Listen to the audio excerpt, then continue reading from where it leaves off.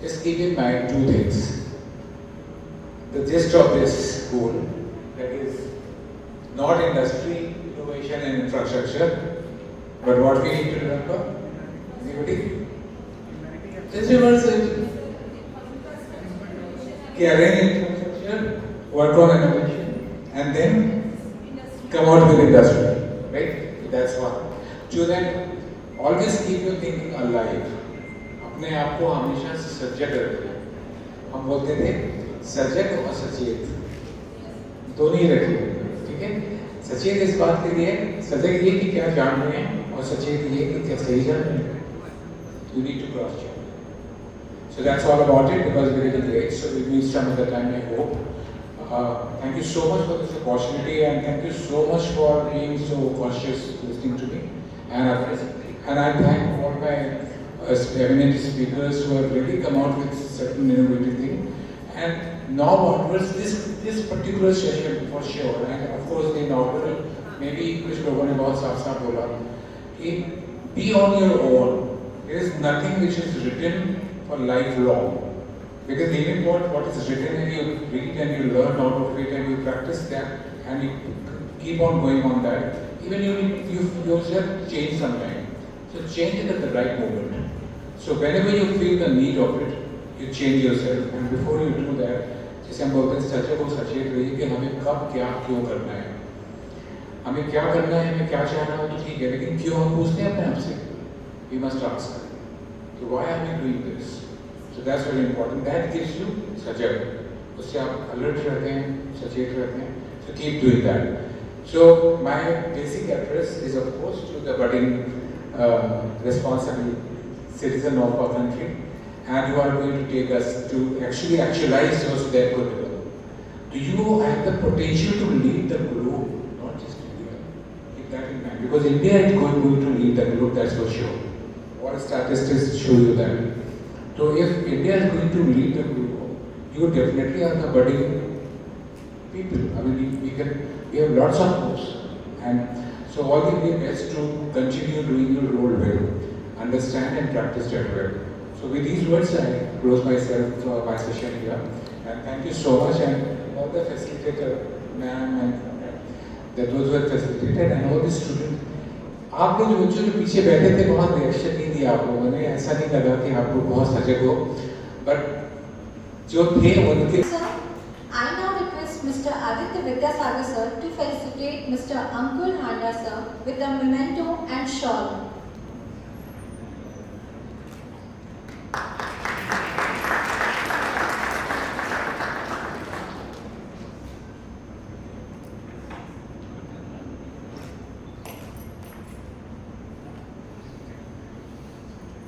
Thank you, sir. I now.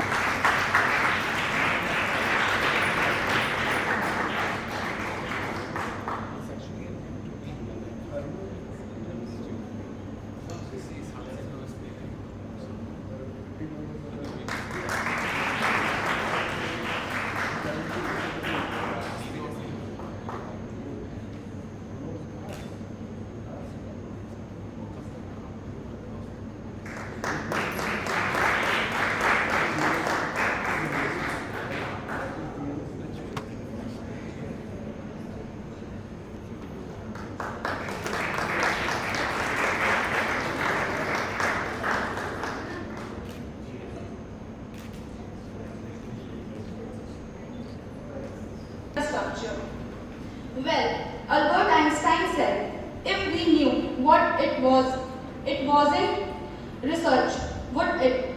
It is an occasion like which we get opportunity to test our knowledge and understanding.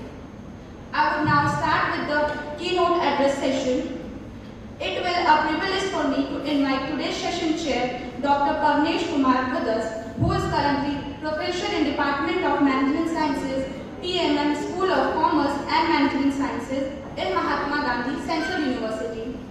Dr. Manoj was awarded PhD in Rural Banking from VBS Purvanchal University and done his MBA from Faculty of Management Studies and graduation in BCom from Varanasi Hindu University, Tata's BHU. He holds 11 years of experiences of developing and teaching core as well as elective courses level. At present, assistant professor in finance and international business area at Indira Gandhi National Tribal University, Amarkantak, Madhya Pradesh, India. From last 11 years, he was extensively involved in teaching, training, research, consultancy and academic administrations.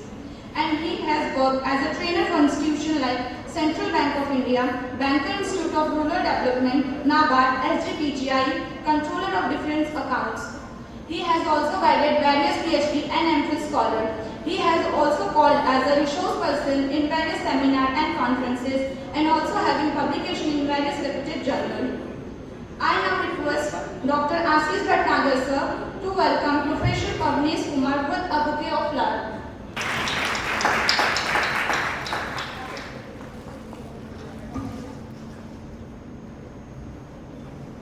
I request Dr. Ashish Bhatnagar sir again to welcome Professor Alok Kumar with a bouquet of flowers.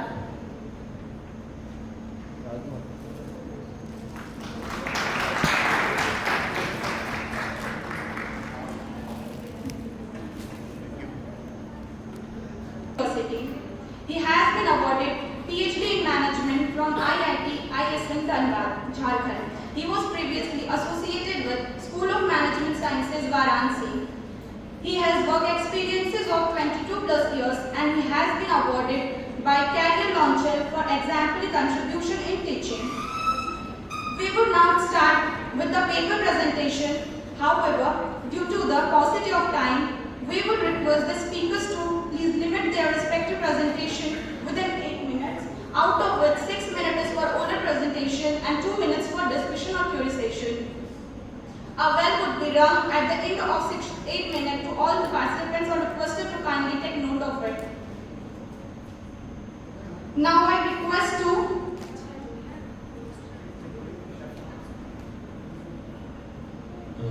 very good afternoon.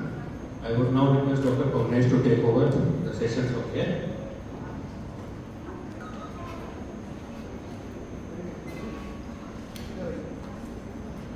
So, welcome you all in this technical session, and I hope we have received 8 papers in the technical session. And I hope all the paper presenters are here. And already the rule of game has been defined that 6 minutes is for presentation, and there is 2 minutes for question and answer. And this question and answer may be for anyone who is in this hall from the August gathering. So you may also ask a question, and anyone from the panel they can also ask. So I request Dr. Alok Kumar, the co-chair of the session, to say something on the topic as opening remarks. Thank you, Manej. First of all, good afternoon to all the participants here, including students and dignitaries, delegates. As already told by the chair, that you will be given 6 minutes of time for the presentation and another 2 minutes for the question and answer session, if there happens to be any.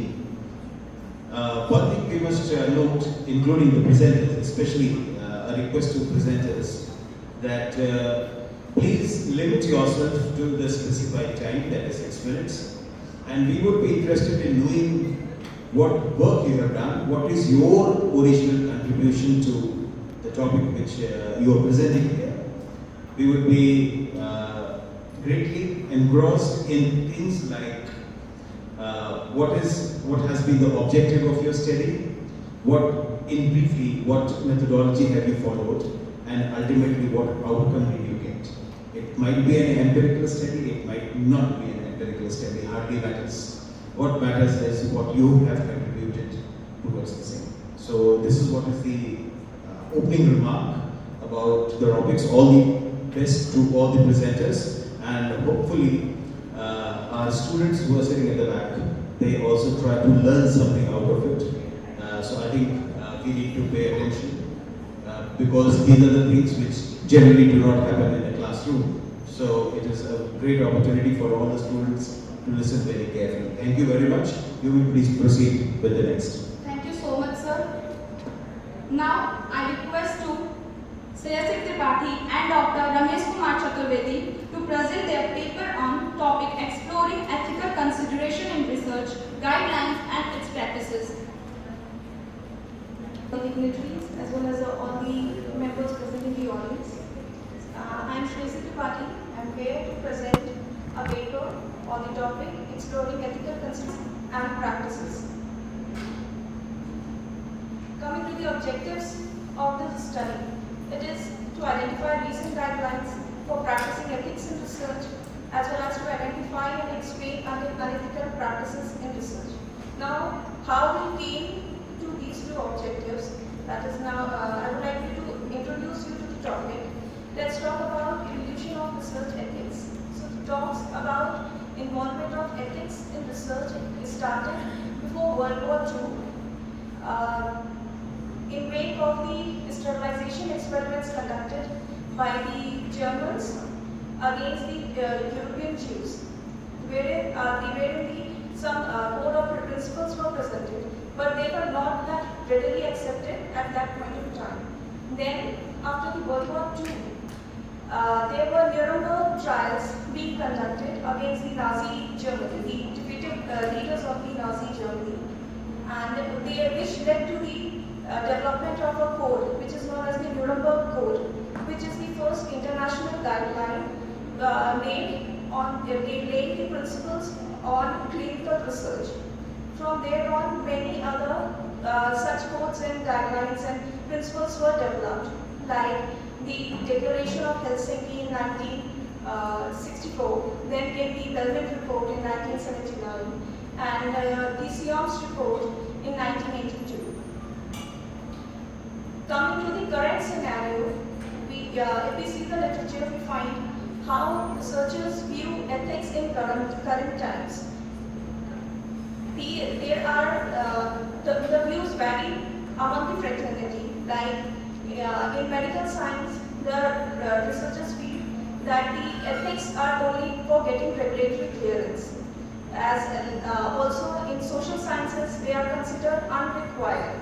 There are various reasons regarding these which come forward, which are like, for instance, in social sciences, people feel, the research scientists feel that since the roots of the ethical principles laid so far is in biomedical, so that is not required or suited to the setting of the research premise of the social sciences. Similarly, there are also reasons about not practicing of research, which we see a gap in literature that way. That since there is already some guidelines laid, but they are not being practiced. So we try to identify all the information in a very scattered manner.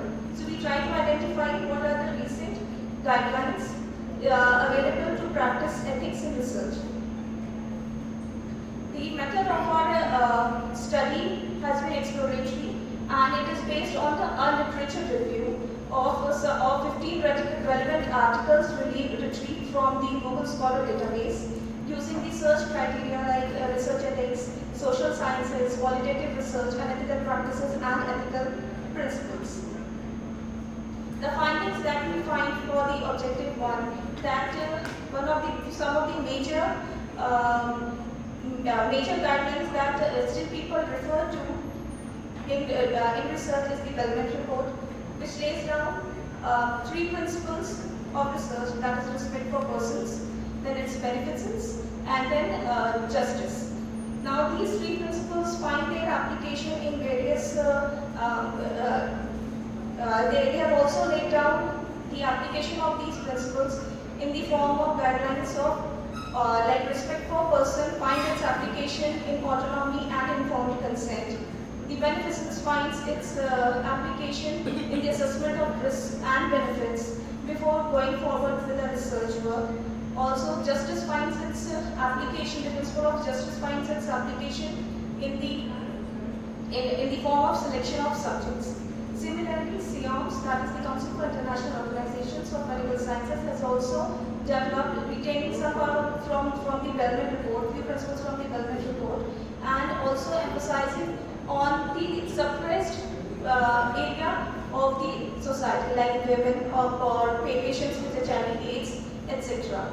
Then Bucam and child risk They have given principles retaining the essence of the Belmont report, which are the 4 principles are namely autonomy, beneficence, non-maleficence, and justice. These 4 principles have been well adopted in the medical fraternity. In the medical research area. Then, Committee on Publication Ethics lays its principles as given principles for study designing, getting ethical approvals, the different types of unethical practices, how to deal with it, etc.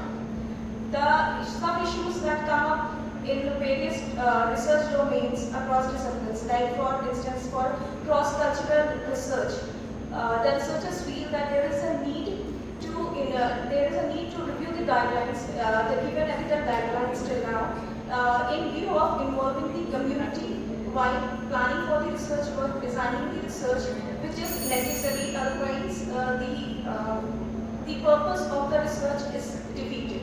There is also prevalence of setting up of institutional review boards, which many government agencies, institutions and research organizations follow.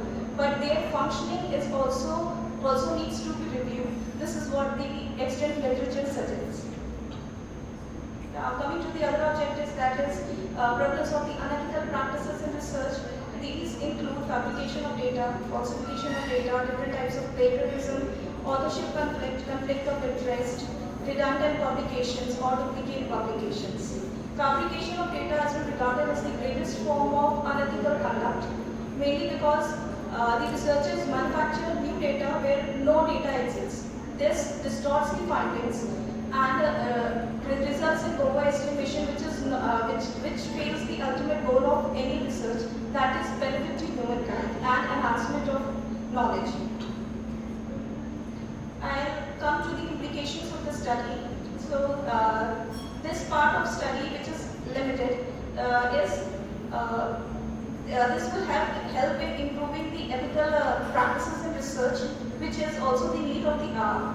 And we found that since I've already discussed that since the information shared so far, available so far is very scattered, so this paper will provide a valuable insight on various research guidelines that have been existing till now and practices in one place.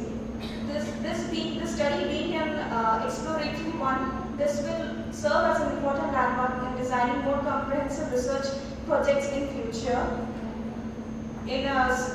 across the domains of study. Also, the academic publishing industry and researchers along with academicians will benefit from our findings. Limitations of the study is it is that only 15 relevant articles could be included, which in future more comprehensive study could be developed using the same keywords by. Any questions?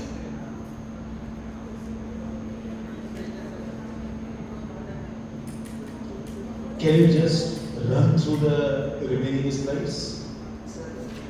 I just wanted to talk about the conclusion as well, that all the ethical guidelines that have been given in the world till now, they are only prescriptive and not, so they are not prescriptive. And so from this study, we conclude that there is a need to reevaluate and extend the existing guidelines in wake of the emerging ethical dilemmas. Also, there is a need to sensitize researchers about the importance and benefits of practicing ethics in research. Okay, is there any question from the audience? From the students? The SDG. So, since development goals is closely related with ethics, if people do not follow ethical practice, then the very purpose of these goals will be defeated. We need, as far as what all I have studied, I feel there is a need, since there are no clear consensus on the set of guidelines, different institutions, governments, countries follow their own set of guidelines for practicing ethics. So it is the need of the hour to discuss on this. Thank you so much. the social entrepreneurship in healthcare sector.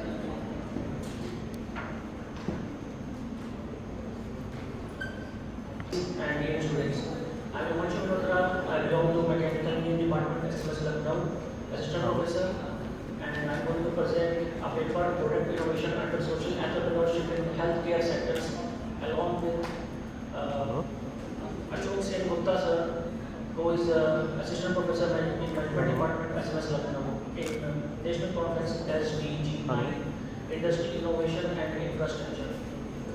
So first I would like to introduce the concept of social entrepreneurship and how it is associated with the term healthcare, and what is the product which we are going to design in this topic. So first of all, healthcare sector is a very vast topic. It covers a very huge range across all the global, and it gives a lot of revenue as well as employment in all the sectors, and it facilitates telemedicines, medical tourism, insurance, supplies, etc. As government has a very limited role in offering this healthcare, so private sector dominates this sector. And why social entrepreneurship? Before social entrepreneurship, entrepreneurs are basically the persons who invest their time and energy and money and all the raw material to convert something into a product or service which is beneficial for society. But social entrepreneurs are a little bit different from those entrepreneurs because they mix their benefit along with the social service. So they are called social entrepreneurs. And the work which they do is social entrepreneurship. So the motive is to facilitate the impoverished and disadvantaged group in social entrepreneurship through a product design, and this product will serve the purpose of making the person fit by doing exercises.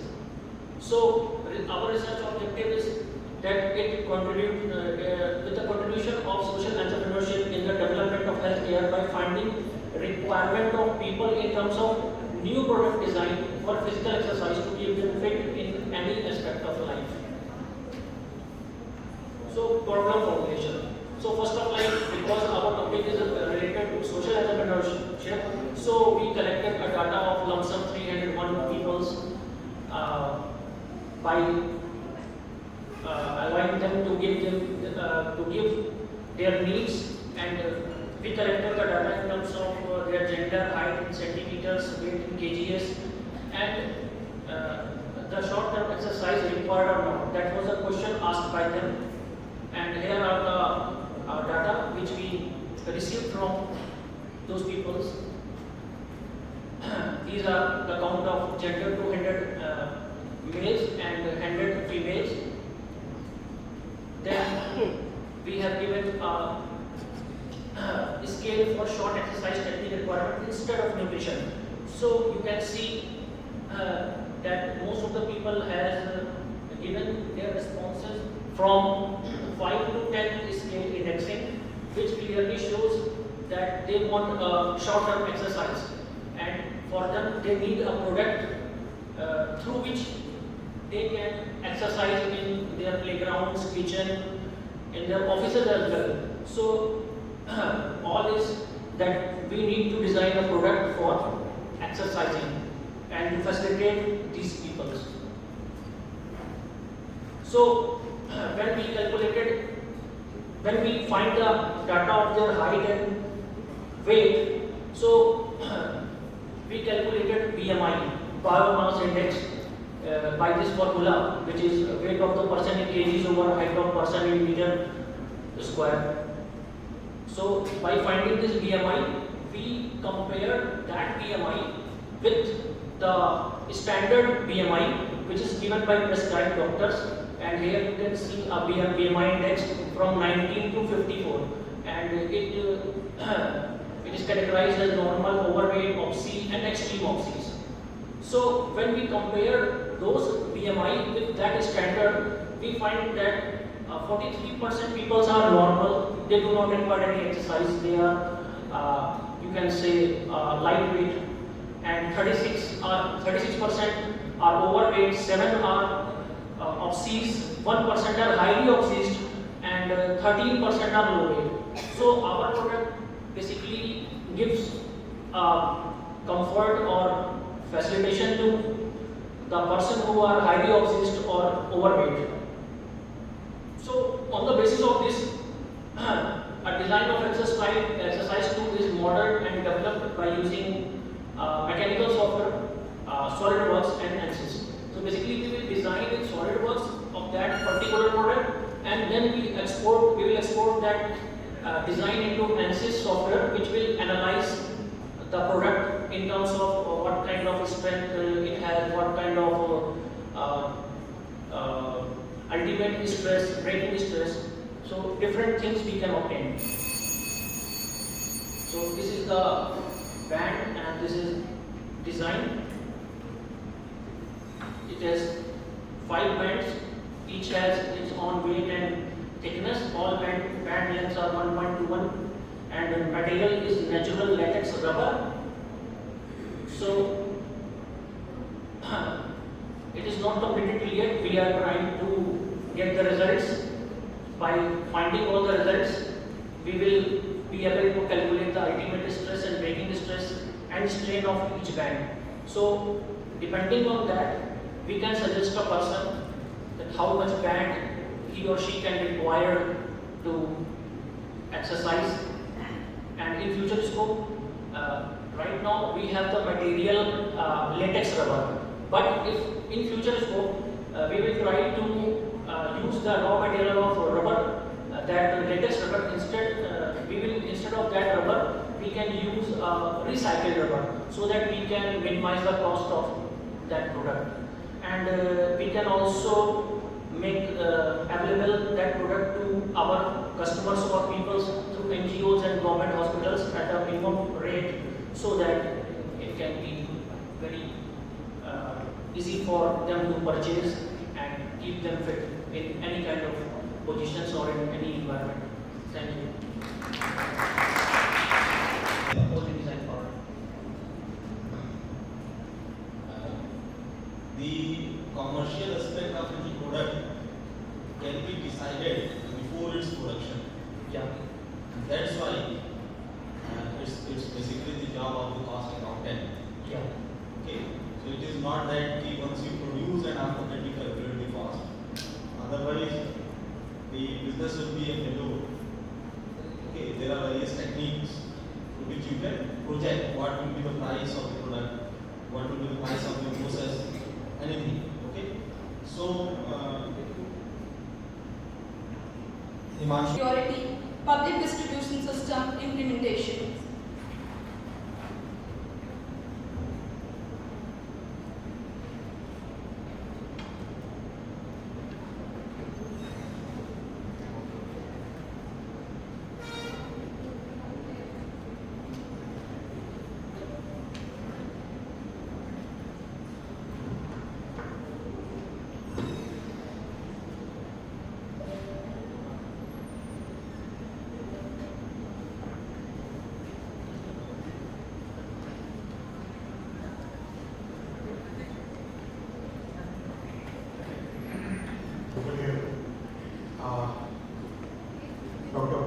Dr. Chair, Dr. Sanjay Kumar as a co-chair, respected CEO sir, director sir, and all my colleagues and all the students.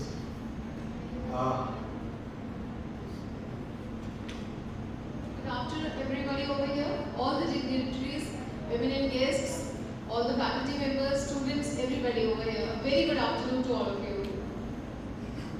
Let me start with a very simple question. What are the 3 basic needs for a person? A very simple question indeed. Food, shelter and clothing.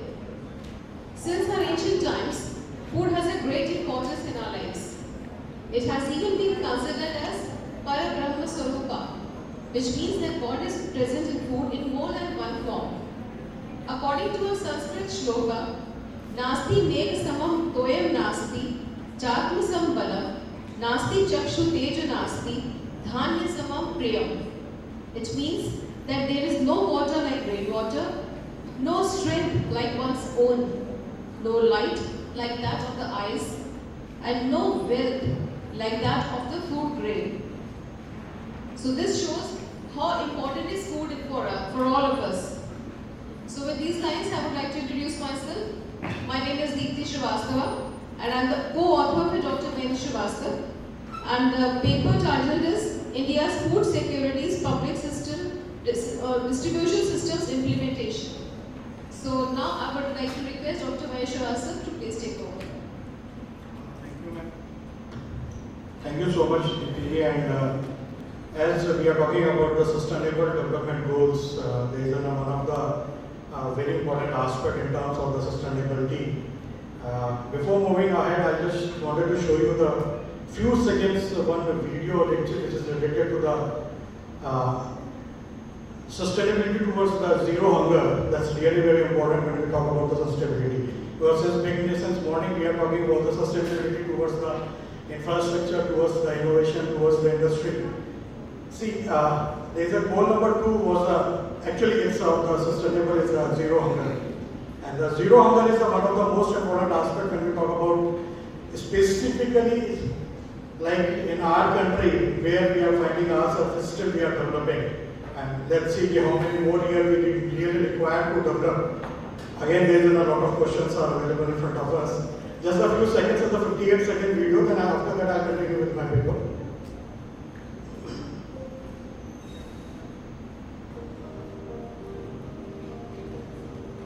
Can I have a song?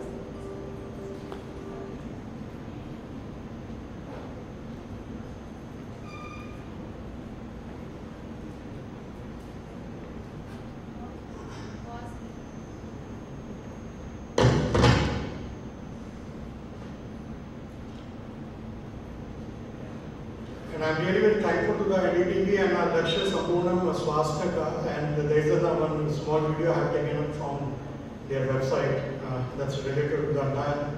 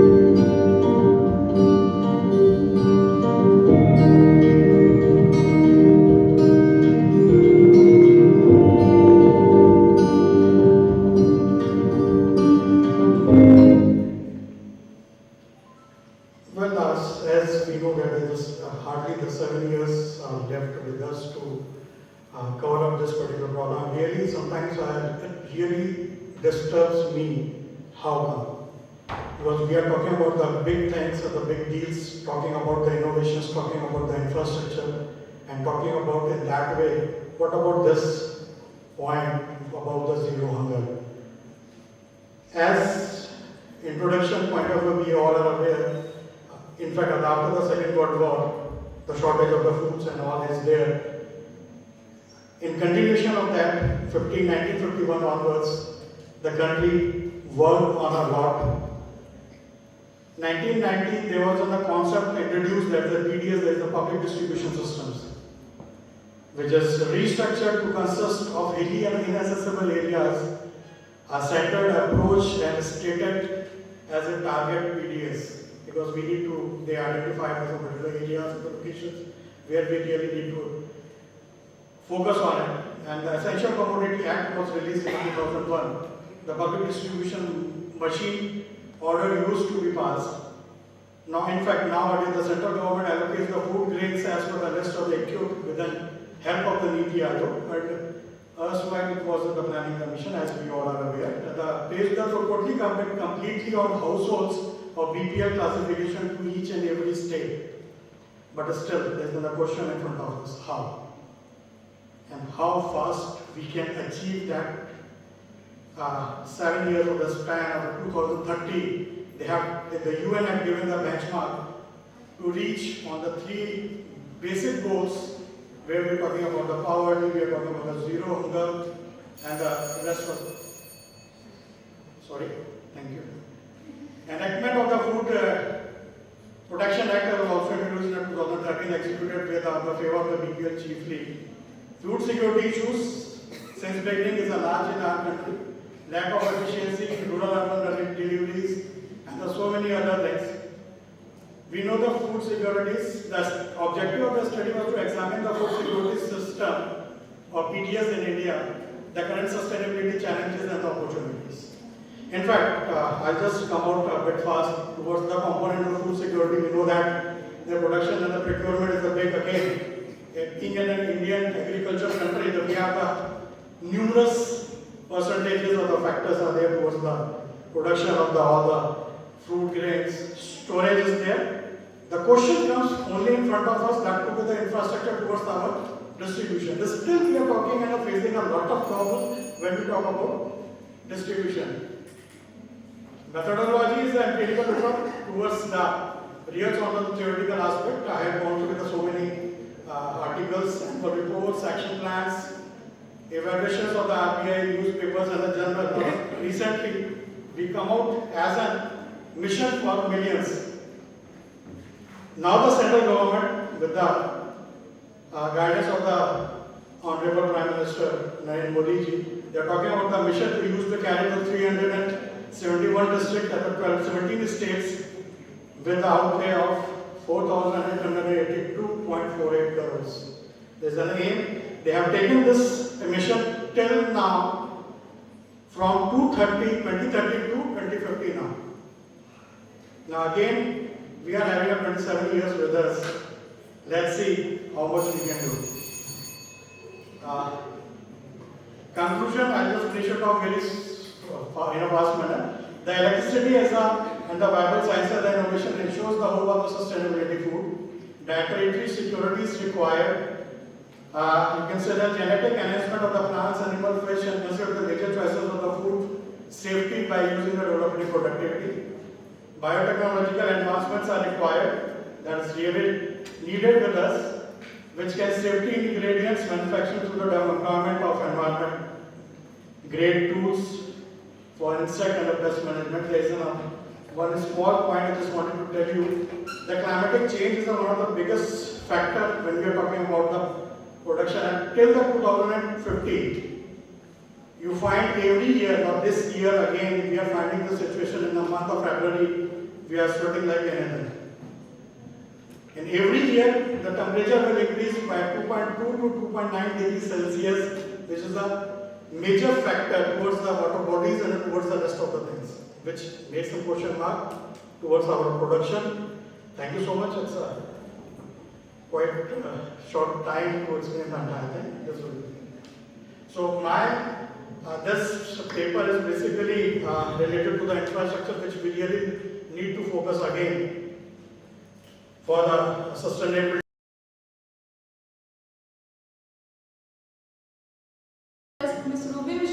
To present his paper on topic a study on work-life balance and job stress in relation with practice of spirituality and transcendental yoga on employees.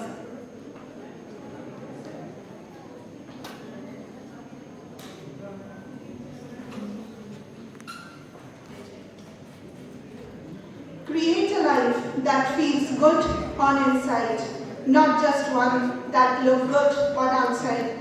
Good afternoon, respected CEO sir, Director sir, and all the dignitaries present over here. My name is Ruby Mishra and I am a PhD scholar of Maharishi University of Information Technology. As the topic of this conference is sustainability, we are sustainable in industry, we are sustainable in innovation. Have we thought about sustainability of our soul? क्या हमने कभी अपने जीवन को sustain करने के बारे में सोचा है? ये इनोवेशन, ये इंडस्ट्री जो हम बनाते हैं, लेकिन अगर हम खुद ही आगे सस्टेन नहीं कर सकते आज के तनावग्रस्त जीवन में, तो शायद ये हमारे किसी काम के नहीं रहेंगे। With this idea, my topic of presentation is the job stress sector.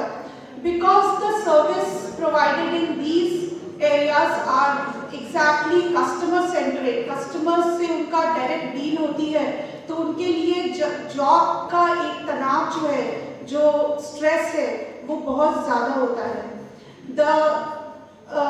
I have taken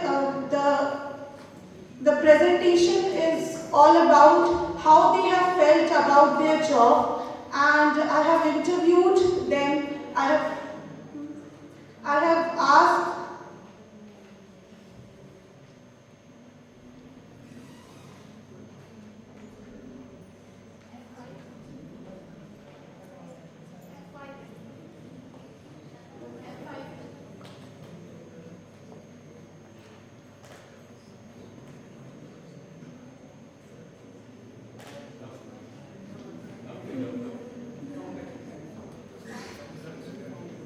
all about our expectations from the job, and when they are not completed, then obviously we are in stress.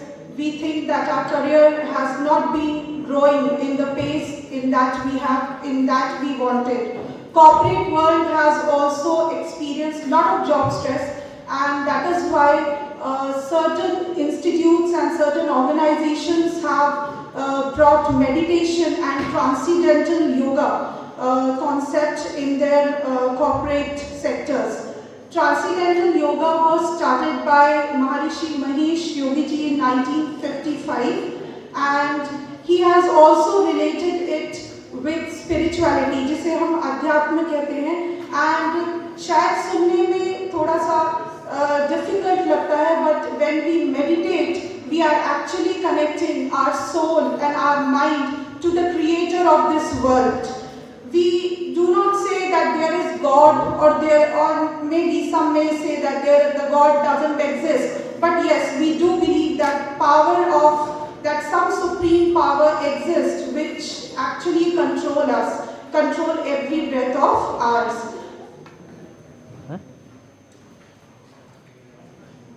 In transcendental yoga is the easiest form of the yoga, where you can sit as you are there and you are given mantra. Those mantras are not of any languages, but they are actually sounds, and you have to keep it secret. So the research was done on around 80 employees, and the interviews were conducted. The age group was from 25 to 75 years.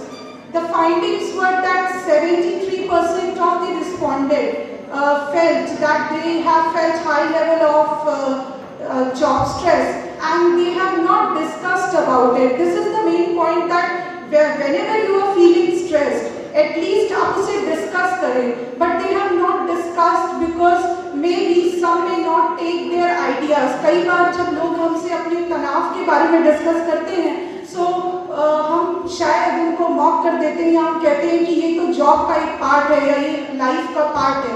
Yes, it is a part of job, it is a part of life, but how to deal with it, that is more important.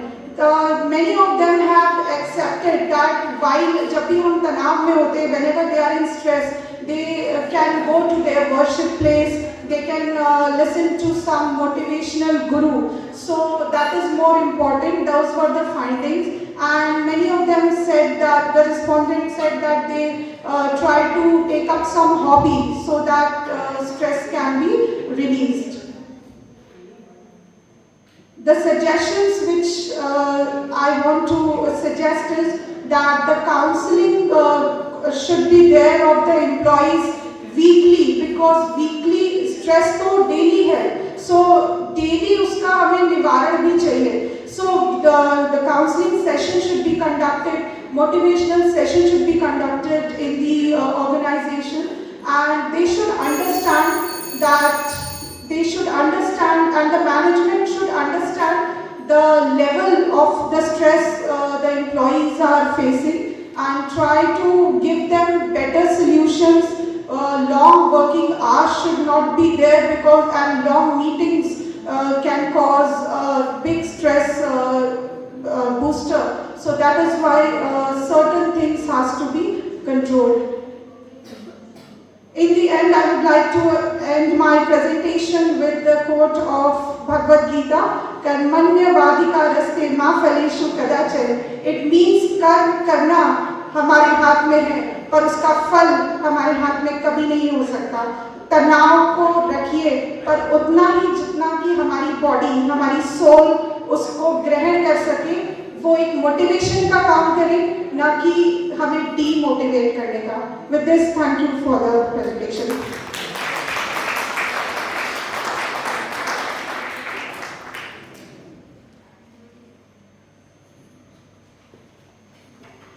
Any questions?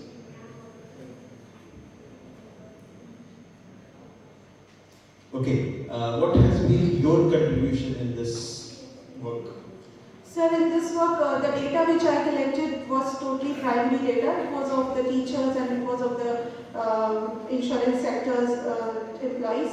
And my contribution was to analyze actually, because to interview them for 20 minutes, 25 minutes mostly, it was difficult also. And people do not want to talk about stress and the problem they are facing. Generally, हम जीवन की अपनी मुसीबतों को खुद सोचते हैं कि अगर उसे दूसरे को पता चलेगा तो शायद वो उसका मजाक ना उड़ाए. सो मेरी रिसर्च के लिए भी वो लोग शायद इंटरेस्टेड नहीं थे अपनी प्रॉब्लम्स को शेयर करने में, बिकॉज उनको लगता है कि शायद प्रॉब्लम्स बताने में हम ज़्यादा डिफिकल्ट फील करते हैं. So that was my contribution. Okay, thank you. Thank you, sir. We will have the next one. Ms. Palak Misra ma'am, Aviral Singh ma'am and Garma Masti ma'am to present their topic, Air Pollution Affecting Biodiversity, a survey to find solutions. And those people who are scientific, having scientific background and non-technical background and technical background also. Now, Aviral Singh is like Good afternoon. We have conducted, as Palak said, we have conducted a survey among 100 participants. It's still an ongoing survey. You all can access to it. So, introduction. As we all know that pollution is a main cause for our topic. Air pollution is a serious issue that affects all living creatures. It has been linked to several health issues, including respiratory problems, heart disease, and cancer. It also has an impact on biodiversity, as it can cause change in environment that can affect the survival of species. Biodiversity is the variety of life on Earth. It includes different species of plants, animals, and other organisms as well. Biodiversity is important for maintaining healthy ecosystem, as it helps to maintain balance in the environment. So, in simple words, air pollution is affecting all of us. Pollution on biodiversity. The effects of air pollution on biodiversity will be severe. It can lead to destruction of habitat, resulting in loss of species. It can also lead to climate change, which can be harmful to certain species, and it can also be harmful to all of us. In addition, it can cause change in the availability of resources such as food and have negative impacts on the environment and people's livelihoods. According to Worldwide Fund report, monitored wildlife population including mammals, birds, amphibians, reptiles and fish have seen a 69% drop between 1970 and 2018. According to latest Living Planet report released by Worldwide Fund on 13th October 2022, and in India is no different. According to Worldwide Fund India, Program Director Dr. Sejal Bora, the species and pollution, climate change and diseases. Impact on plant and animal biodiversity. Over the past 30 years, climate change has produced various shifts in different species and different levels and indicate extinction in species level. Ecotones or natural ecoclimatic transitions are more sensitive to climate change, like tropical tree border lines in rainforest savanna boundaries, temperate timberlines in northern Finland, and cloud forests paramount. Interface. As a result of climate change, animals are also exposed to earlier warm weather, are from 18 to 24 ages, and they are mostly students and belonging to scientific and technical background. So you can say it's accurate survey for you to know. Survey about endangered and extinct biodiversity. Which of these animals do you think are endangered? For 50% they think they are giant pandas, and about 30% people don't know. And in plant species, 39% says it's sweet bay magnolia, and approx 32% don't know about the plants extinction, which plants are endangered. So we can say that people are more aware about the animal extinction in place than plants. What do you think is the main cause of extinction? So people, 83% thinks it's human overexploitation, and 3% don't know. It's a very less graph and belonging to science and technical participants. Do you think there is awareness about endangered species? No. As data suggests that 88% people think that there is no awareness about it. How concerned are you about animal plants extinction? Moderately concerned 41%, extremely concerned 36%. But there are no not at all concerned. We can say that everyone are little bit or somewhat concerned about our environment and our livelihood. Survey on awareness about air pollution. What do you think is the main cause of air pollution? Sir? Affected by the biodiversity. So most of them think yes that air pollution affects biodiversity. If air pollution is affecting biodiversity, so major problems occurs with both equally flora and fauna. Do you think individuals can make efforts to reduce air pollution? Yes, 83% also think that air pollution affects. As per your views, the reason behind the biodiversity linked with air pollution would be climate change is 17%. Global warming is the main issue, which was mostly caused by the industries. Thank you. To keep ourselves warm, these are all suggestions. So these are all suggestions. It's find solution. We are finding, we are not implementing the solution. We can implement solution in a large scale. That's why I am presenting in the conference. You can all take the advice from my presentation to stop. It's basic. And anything new? Because we know that we should not use AC, air condition and all that. Sir, many people don't know that burning coal for keeping them warm cause air pollution. If they think that if large amount of coal is... What is the solution for that? If somebody is burning coal, what is the solution? So government has given solution that they are providing cylinders to... So government provides cylinders for LPG. They have provided electricity in sustainable. Electricity is A to P's unit, I think so, in Lucknow. We can keep ourselves warm by using electric heaters. Every city don't need, every household don't need coal to burn to keep themselves warm. And every household don't need air conditioner to don't keep themselves warm. Your friend, electricity also comes after burning the coal in an NTPC. No sir, electricity comes after India is the hydro. There is contribution of NTPC also, National Thermal Power Corporation. So National Power Thermal Corporation don't produce most electricity in India. Hydro plants produce most electricity in India. India is the most country who produce. No, 40% is produced by the NTPC. So 40% only. 40% produced by the NTPC. Not only, that is a 40%. Major portion is produced by the NTPC.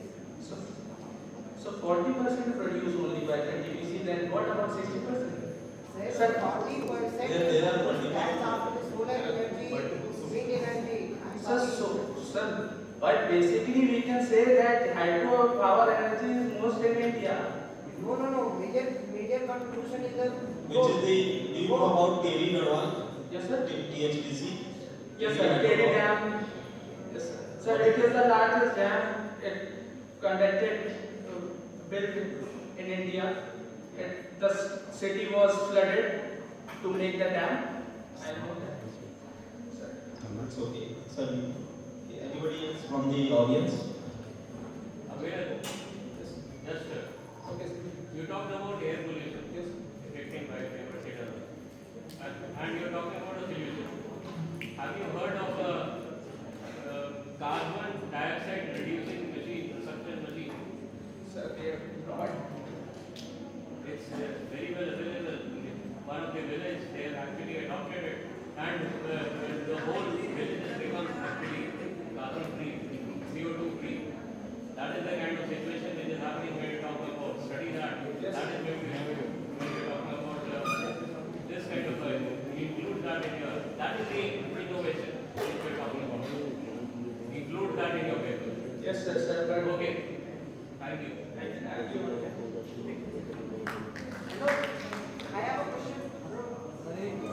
Consume more electricity, which increases the electricity bills. And people, Solar panels are available. in winters, there are more. Sustainable growth of organization.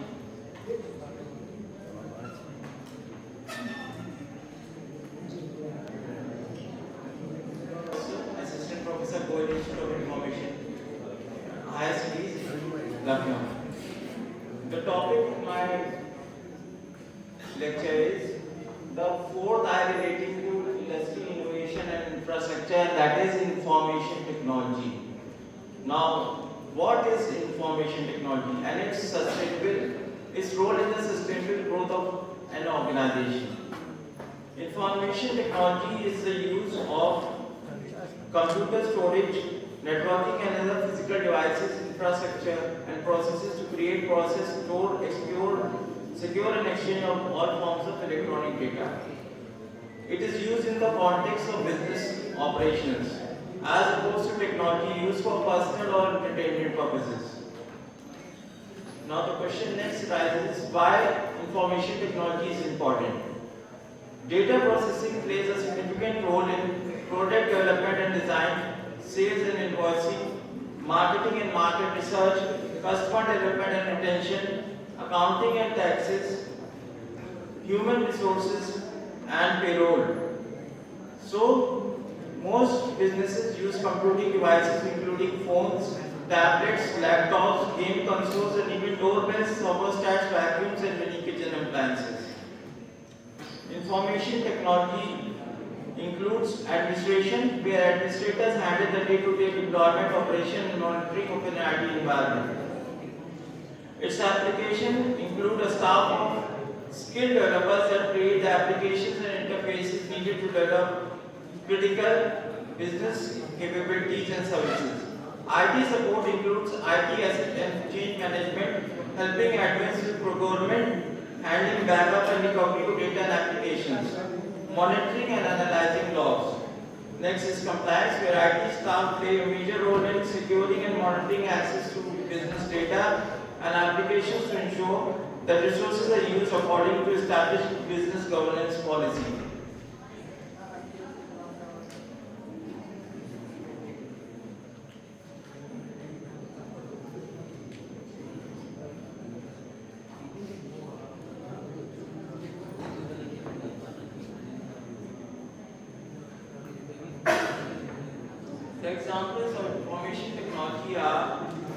The examples of information technology are server upgrade, new software, securities monitoring and user support and business improvement.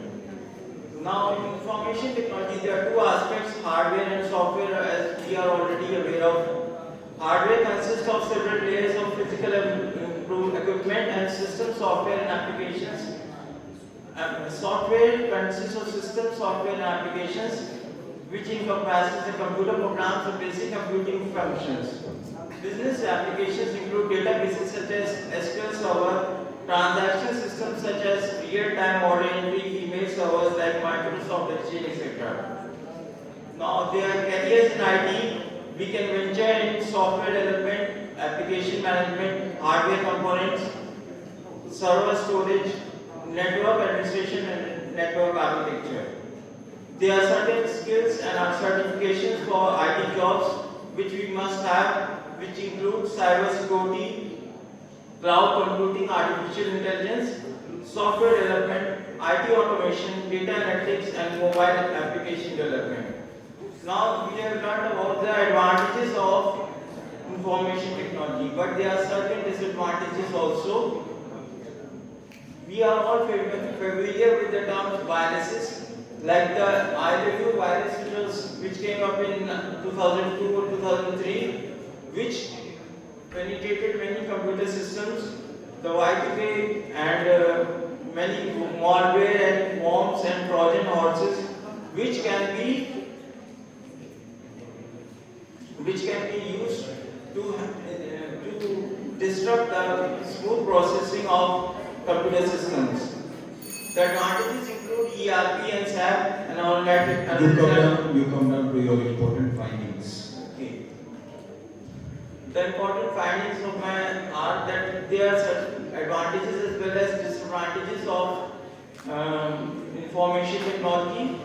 And the last advantages, excuse me, advantages and disadvantages are never a part of the findings. The findings are pertinent to what has been your topic. Malfunction by US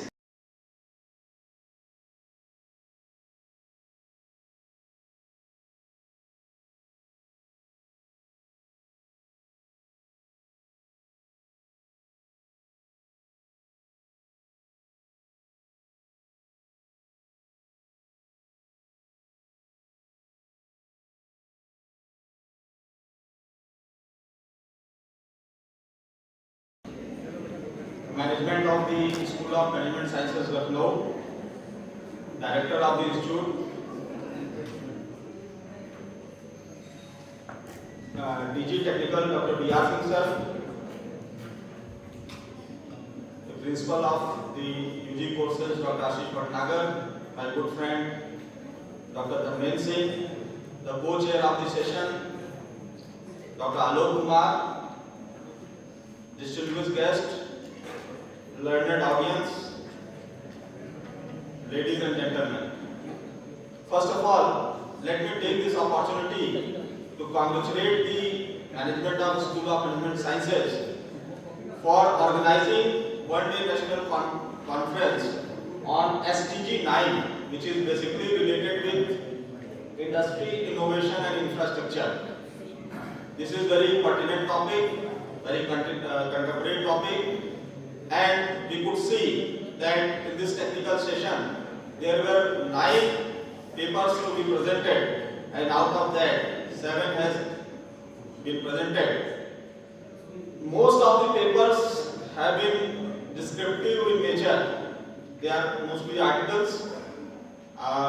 If there could be some empirical studies, it would be a better, you can say, technical session. But because the students, they have participated here, they have presented their views, and the audience has also contributed very positively because they have been listening it very patiently. So I would like to congratulate all the paper presenters for covering various aspects like the Sheikh Tripathi. She has given her views on the ethical consideration in research. So there are various dimensions which have been covered in this technical session. There was one topic related with product innovation, related with the PDS system, work-life balance, air pollution, and I was very happy that one student was here and he could handle the questions in a very better way. Because sitting there is something different, and speaking from the dais is something different. It is a totally different game. Okay, so I would like to consider that student also. His name was, I hope, Aviral Singh.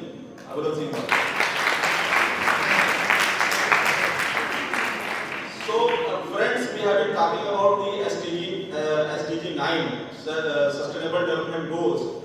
But let me discuss that the Government of India is taking great initiatives in the field bit of infrastructure, let me share some of the mega projects which you will see they will be completed in the down the line 2 to 3 years. Like there are some mega projects like Narmada Valley Development Project, Navi Mumbai International Airport, Bharatmala Project, Mumbai Trans Harbour Link, Inland Waterways Development Project. All these projects are going to contribute in the development, making India from emerging economy to a developed economy.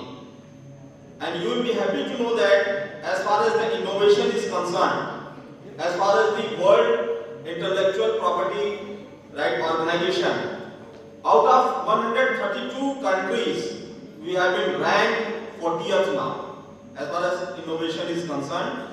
And in the year 2014, when this regime came into the center, every year we have been filing only 42,763 patents.